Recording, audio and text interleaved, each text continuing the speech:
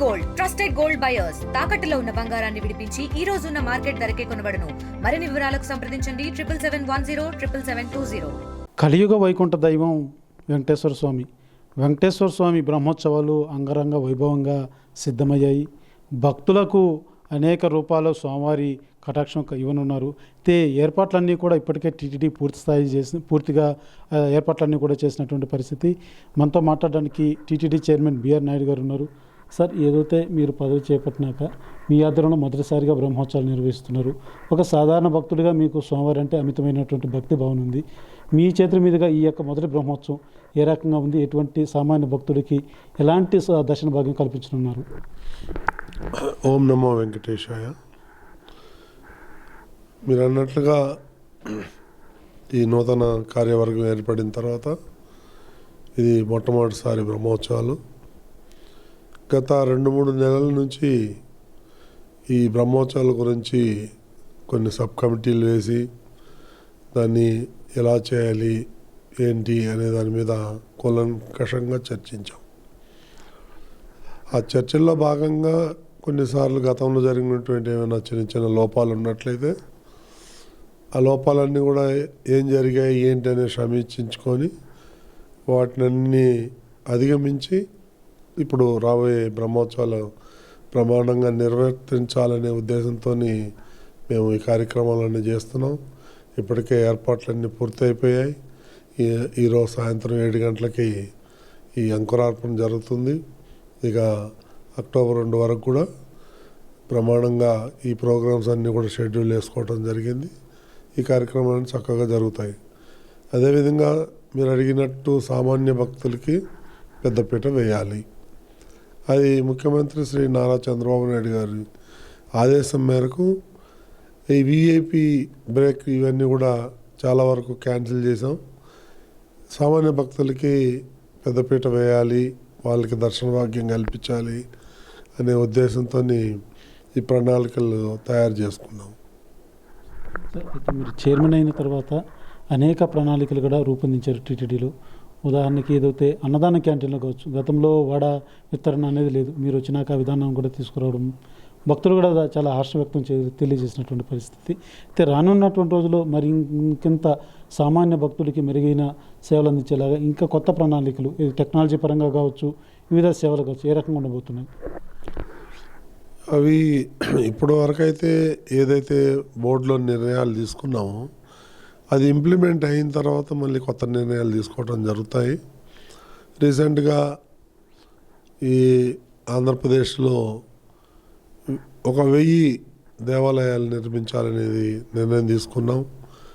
అది 1000 కావచ్చు, 2000 కావచ్చు, 3000 కావచ్చు, 5000 కావచ్చు.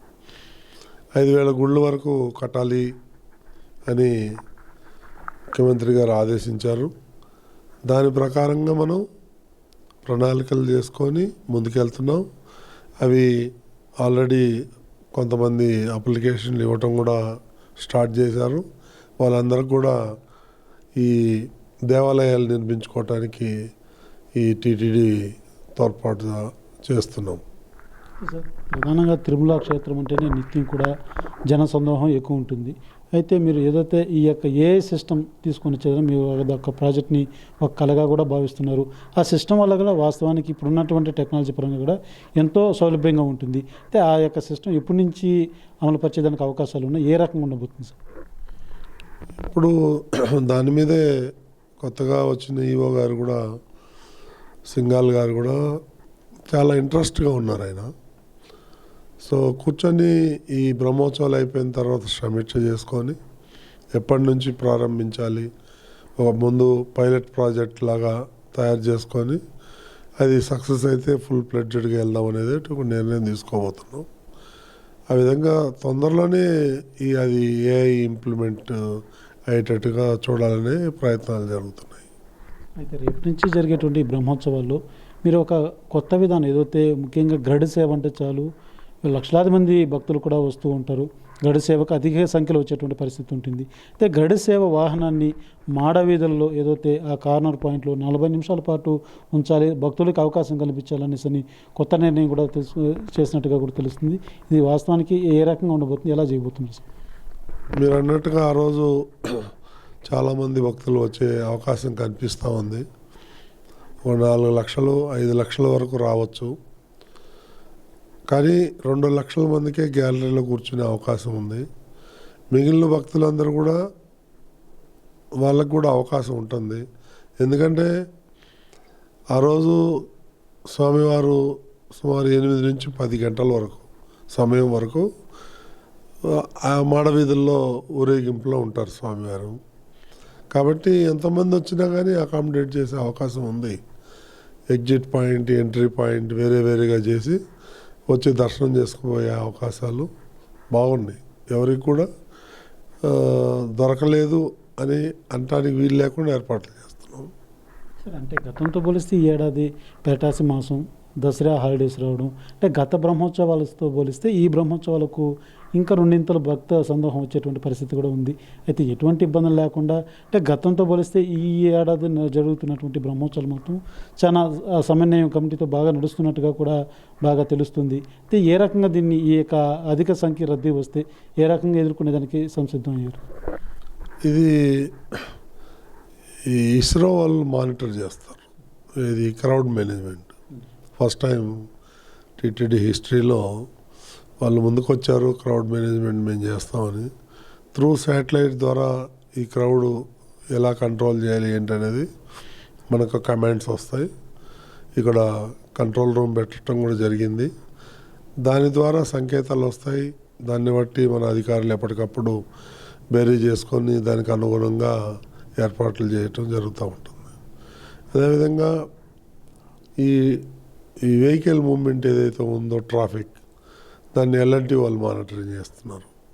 వాళ్ళు కూడా ఈ వెహికల్స్ ఎక్కడెక్కడ పార్క్ చేయాలి ఏంటి అనేది వాళ్ళు కూడా క్లోజ్గా మానిటర్ చేస్తున్నారు. వాళ్ళు కూడా ఇవన్నీ కూడా ఉచితంగా సేవలు అందించడానికి ముందుకు వచ్చారు. విధంగా అన్ని రకాలుగా సాధ్యమైనన్ని రకాలుగా ఎలా చేయాలి అనే ఉద్దేశంతో 1-4 సార్లు ఆలోచన చేసుకొని ఈ ప్రణాళిక చేయటం జరిగింది. చూద్దాము, ఇది ఫస్ట్ టైం మనం చేసి సక్సెస్ అయితే ఎప్పుడు ఇదే టెక్నాలజీ వాడే అవకాశం కూడా ఉంటుంది. ప్రధాన సార్, చివరిగా అయితే ఇటీవల జరుగుతున్నటువంటి కొన్ని పరిస్థితుల దృష్ట్యా ఈ ఆర్టీవీ ద్వారా, అంటే ఈ సోషల్ మీడియా మొబైల్స్ అన్నది ఈ క్రౌడ్ ఉంటుంది, చిన్నపాటికి జనం ఉన్నా కూడా దాన్ని కూడా మొబైల్లో తీసి పెట్టడం, అది వేరే సంకేతంగా కూడా బయట వెళ్ళడు. ఇలాంటి వాటి పట్ల అంటే భక్తులకు కావచ్చు ఒక మెసేజ్ మీ నుంచి ఏదన్నా తెలియజేసే అవకాశం? నేను ఒకటే చెప్తున్నాను, భక్తులందరికీ ఎలాంటి ఇబ్బందులు ఉండవు.